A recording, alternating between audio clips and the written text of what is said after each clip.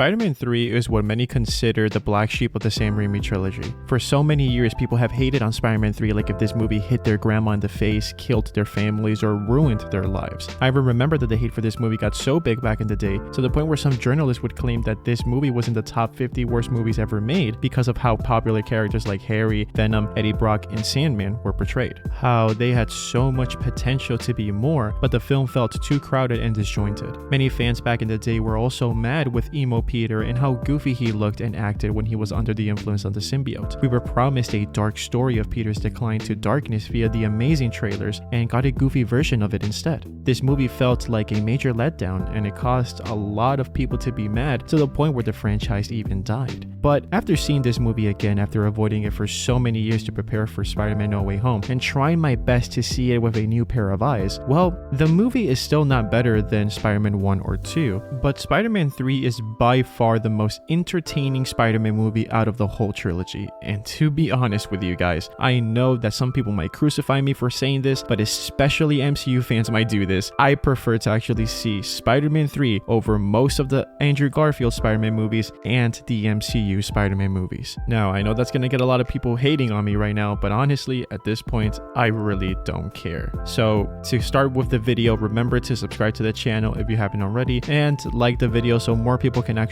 watch this video. And well, there's no reason to dislike the video anymore because the dislike button is dead, so give it a like. And let's get straight into why I adore Spider-Man 3.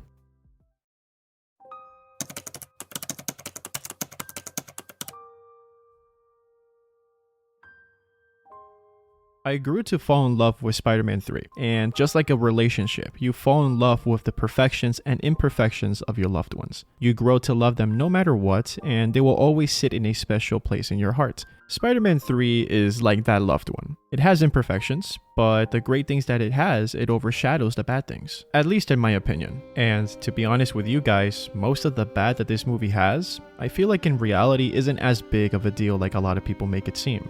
I know we didn't get this epic, dark story about Peter's descent to darkness, but we can't deny that this film easily fits into the campiness and tone of the whole trilogy. I love how there is this perfect contrast of how we see Peter in Spider-Man 3, a sad, broken human being with such an unbalanced lifestyle. A guy that can't make it in time for school, loses his jobs, can't pay rent, can't be there for MJ, to a man that now has his life together in Spider-Man 3. He is finally in time for school, he works for the Bugle, he is there for MJ. He has a more balanced lifestyle as Peter Parker and Spider-Man. For the first time in the whole trilogy, we begin with a happy man. We experience a story of a man that works so hard to build a more balanced lifestyle and just is happier at this point of his life, but then loses control of everything that he built because he let his ego get in the way. He is finally so happy with his life as Peter and Spider-Man that he starts to become this unrelatable guy we once loved and related to. He begins to become distant and oblivious with MJ's struggles, something every guy she's dated in the past were like. Peter was the only one who actually listened to her and cared for her, but now he is losing that. And things just get worse when Peter kisses Gwen in the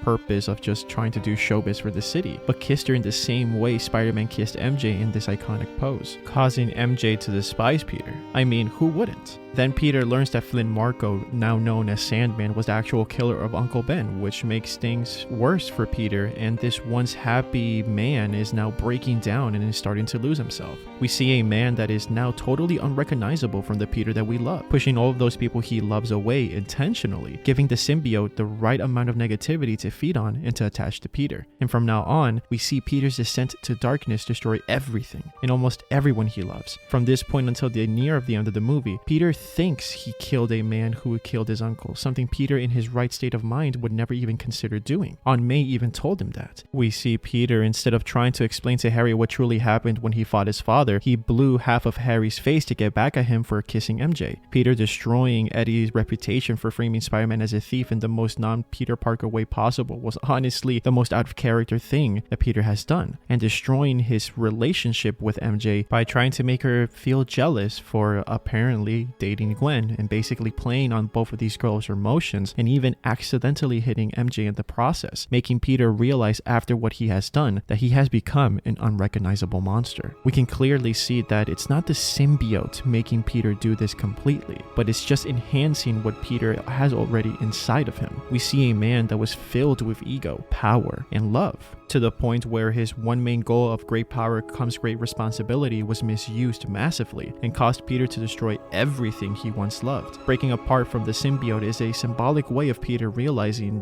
what he has become and deciding to rip apart the darkness that consumed him long ago before becoming one with the symbiote. And that is where we finally get a Peter trying not just to forgive himself for what he has done, but look for forgiveness as well to those who he has hurt the most. It took some time, but MJ and Peter forgave each other eventually. His best friend Harry also broke free of his ego, of his rage, of his own darkness, and forgave his friend by helping him out to save the woman they both loved, and even sacrificed his own life to save the life of Peter, a friend he deep down always loved. Sandman also learned how to forgive by him explaining himself to Peter what basically happened the night that Uncle Ben died, which made this new Peter forgive him as he finally learned how to let go of this hatred that he had inside of him and actually got closure. And as Harry was dying, Peter asked for forgiveness to Harry for everything bad that he has done to him. And Harry, with his last words, forgave Peter and told him, "None of that matters, Pete. You're my friend."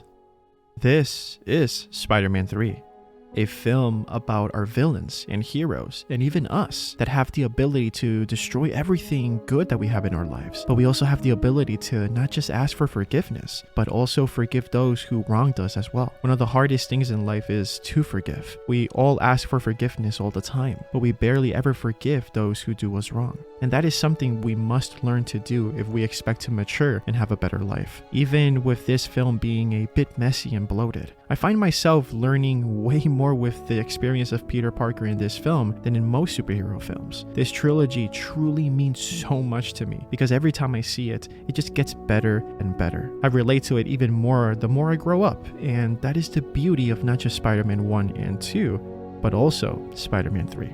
It is not the perfect Spider-Man movie, but it showcases the perfect life lesson many of us should listen and apply in our lives. So fuck the haters. Bring on emo Peter Parker. Bring on the silly dances. Bring on all the craziness that this movie gives me. I honestly don't care what anyone says. Spider-Man 3 is a goated movie, even though it's not that great. It's goated, Tobey Maguire is goated, and I cannot wait to see the GOAT of Spider-Man, Tobey Maguire, come back for No Way Home to rescue the day. I cannot wait to see Spider-Man No Way Home on December 16th, and I know you cannot wait to. See you on December 16th, my one and only GOAT, Tobey Maguire's Spider-Man.